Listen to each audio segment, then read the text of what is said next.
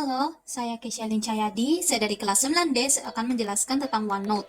Nah, kali ini saya akan menggunakan aplikasi OneNote versi Microsoft 365 di Windows 10. Pertama, saya mengunduh Microsoft Office dari office.com. Nah, di sini saya unduh online di sini install Office. Nah, saya sudah menginstalnya. Jadi penampilannya akan seperti ini. Nah, di sini saya akan mencari OneNote ini. Saya membukanya. Nah, penampilannya akan seperti ini. Saya menggunakan akun saya dari yang sudah terdaftar di Microsoft. Jika belum, bisa mendaftar dari Microsoft Office di office.com. Atau jika sudah, bisa diisi dengan sign in with a different account. Nah, di situ juga penampilannya seperti ini, ada file, home, insert, draw, history, review, view, dan help. Nah, OneNote ini adalah catatan digital yang bisa simpan catatan, sketching, rencana, penelitian, dan bisa dipakai dimanapun karena dia penyimpanan secara online, jadi bisa digunakan di HP, laptop, tablet, dan PC, atau komputer. Nah, bisa juga dicetak, menyimpan foto, gambaran, bisa dikerjakan secara online, dengan rekan-rekan, bisa disimpan juga online, seperti yang tadi saya bilang.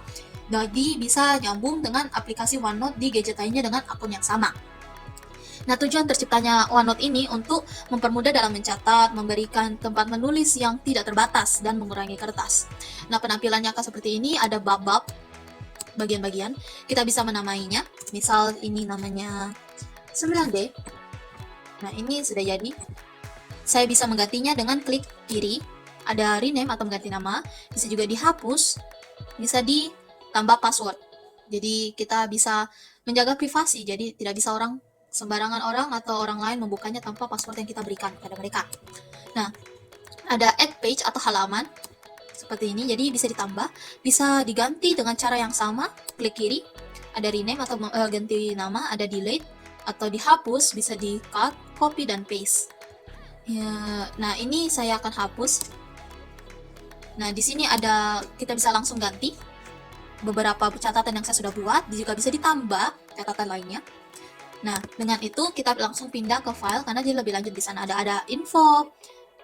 Info ini tentang notebook kita. Jadi saya sudah ada 5 buku atau 5 catatan. Nah, di situ kita bisa kirim ke orang lain untuk melihat, bisa untuk mengedit, dan bisa kita juga view notebook di sini.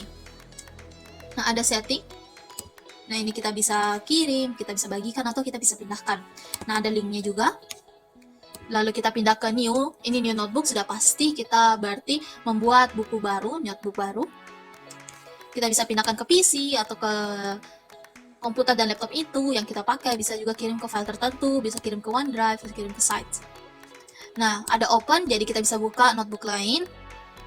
Ini notebook yang dari OneDrive, terus ada juga dari tempat yang lain. Misal seperti di laptopnya kita, dan bisa di OneDrive personal atau OneDrive kantor, semacamnya seperti itu. Lalu ada printing. Nah, print ini kita bisa printing tugas-tugas kita atau catatan-catatan yang kita sudah buat. Nah, print preview ini khususnya untuk melihat sebelum print penampilan seperti bagaimana. Misal, penampilannya ini kita mau ubah. Nah, dari situ bisa tanpa harus di print terlebih dahulu. Nah, ini ada share. Share ini kita bisa kirim dan bagikan ke orang lain. Nah, ini share with people berarti secara personal langsung dengan nama atau email. Nah, ini get sharing link. Ini berarti kita bisa kirim dalam bentuk tautan atau link. Ada view link berarti artinya kita kirim link yang hanya bisa dilihat. Jadi, orang-orang tidak bisa mengedit notebook atau catatan kita. Sedangkan untuk edit link ini berarti artinya kita bisa mengedit atau bisa mengerjakan sesuatu di catatan yang diberikan. Nah, export ini kita bisa ubah, kita bisa ganti ke dalam bentuk Word, PDF, dan Word yang dulu, yang doc, dan yang lainnya. Bisa juga di-send, berarti dikirim dalam bentuk email, dalam bentuk attachment, atau ditempel, bisa dalam bentuk PDF, dalam bentuk Word, dan dalam bentuk blog. Nah, home ini ada undo, itu redo, and undo. Nah, redo ini berarti mengembalikan sesuatu yang sudah di-undo. Dia misal undo, nah seperti ini, tambah page baru yang tadi kita sudah hapus. Nah, saya mau kembalikan seperti semula, berarti kita tinggal redo. Nah, ini di clipboard ada paste, ada format painter, ada copy dan cut. Nah, format painter ini mengubah seperti paste, tapi kita ubah dalam bentuk yang sama, jadi tidak akan terubah. Nah, sedangkan untuk paste dan copy ini kita bisa gunakan dengan Ctrl atau Ctrl C untuk copy dan V untuk paste. Dengan begitu dia lebih gampang dan cepat. Nah, basic text ini yang sering sekali digunakan dan clipboard. Nah, basic text ini untuk font, jadi kita bisa menentukan jenis-jenis font yang kita mau. Bisa ditentukan untuk ukurannya, seberapa besar dan seberapa kecil. Bisa dibagi-bagi, jadi beberapa bagian dengan bulat. Ada juga untuk dalam bentuk nomor, huruf, angka, tulisan, seperti begitu. Nah, juga bisa ini, tab. Tab ini kurang lebih yang digunakan untuk paragraf. Misal, ini, saya awal paragraf, pencet tab, atau increase indent position. Jadi dia begini, kita ingin kembalikan, tinggal pencet decrease indent position. Nah, biasanya ini digunakan di keyboard dengan nama tab. Nah, dia lebih mudah, tidak harus yang tadi. Nah, ini ada heading, jadi kita bisa secara langsung, tidak perlu ukur manual. Ada tag, tag ini untuk yang menandakan sesuatu yang penting, yang perlu kita list, yang perlu kita daftar, yang perlu kita tandai sebagai hal penting, yang perlu diingat, yang perlu itu artian atau segala macam, bebas, karena ikonnya banyak ikon. Nah, ini salah satunya saya ambil to do.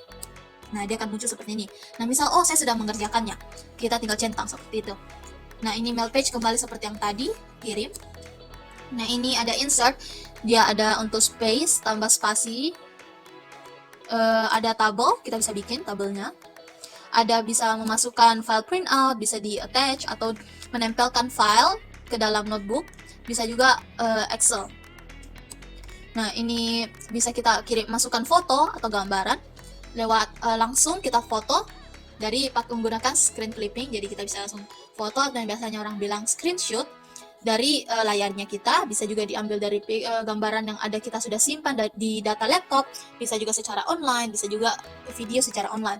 Kita bisa masukkan link juga di dalam, dan ini ada record audio dan video. Nah, ini audio untuk rekam suara, nah video ini untuk rekam muka kita lewat kamera. Nah, ini timestamp ini ada 3, ada date, time, date, dan time. Bedanya ini date, kita hanya memasukkan tanggal. Nah, time hanya memasukkan waktu. Jadi, jika kita ingin keduanya, kita tinggal menggunakan date and time. Nah, ini ada page templates. Page templates ini template atau dekorasi-dekorasi yang sudah tersedia. Jadi, kita tidak perlu menghias catatan kita lagi. Nah, misal saya pakai simple to-do list. Nah, seperti ini. Sudah tersedia, kita tinggal mengisinya. Nah, lalu ada simbol atau ada ekuasi, ada simbol, dan ada stiker, kita bisa kasih masuk. Nah, ini ada bagian-bagian ini kita bisa pindahkan seperti ini, drag, dipindah-pindahkan. Jadi lebih gampang, kita tinggal susun satu-satu, kita bisa pindahkan satu-satu. Dari sini kita misal mau ganti khusus untuk yang ini, kita tinggal klik yang 3 ini yang di atas 4 titik. Nah, ini akan muncul seperti ini.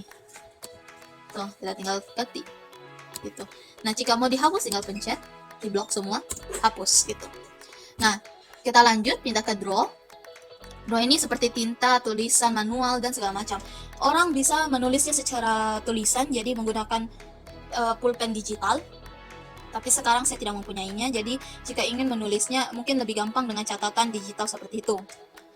Nah, ini ada tinta, warnanya, ketebalannya. Nah, ini untuk yang satu-satuan. Nah, ini bisa untuk thickness sama color. Jadi kita bisa atur ketebalannya, warnanya seperti apa. Nah, lalu ada eraser, jadi kita bisa menghapus. Ada shape-nya, ada ukurannya, kita bisa kasih masuk garis, tanda panah, bisa kasih masuk bangun datar, kasih masuk grafik, segala macam. Nah, ini kita bisa edit, jadi kita bisa atur mau gambarnya dimajukan atau dimundurkan. Ini juga bisa convert, jadi dari tinta ke bentuk, tinta ke matematika, namun itu sangat jarang digunakan, sangat sedikit yang menggunakannya, jadi tidak terlalu penting. Nah, history ini juga tidak terlalu penting karena kita tidak membutuhkannya. Nah, jadi tapi saya akan jelaskan. Nah, mark as read ini bisa masukkan, kita bisa mau ditandai sebagai kita belum baca atau kita sudah baca. Nah, ini untuk author, jadi untuk penulisnya. Nah, kita bisa lihat kita sudah edit hari apa kita bisa tahu. Misal tanggal segini saya edit yang bagian mana. Nah, ini juga find by author, jadi kita bisa tahu siapa autornya. Dan hide author, jadi kita bisa menghilangkan nama autornya, jadi yang lain tidak bisa lihat. Nah, ini history. Nah, ini notebook recycle bin, jadi kita bisa hapus isinya atau kita bisa hapus catatannya gitu, buku catatannya. Nah, review ini kita ada spelling, jadi kita bisa atur kata-katanya apakah sudah betul, cara mengejanya dan segala macam.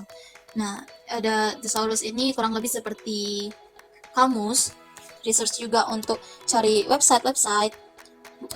Ini spelling untuk mengatur tulisan-tulisannya. Misal, oh lebih bagus aslinya yang seperti ini, cara mengeja seperti ini gitu.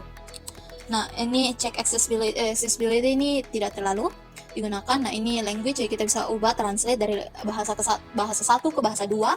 Juga bisa menggunakan bahasa yang lain, bisa juga ada password. Nah, password ini penting karena kita bisa password untuk melindungi catatan kita.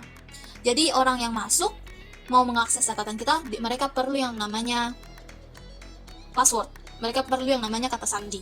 Jadi dengan begitu mereka tidak bisa buka.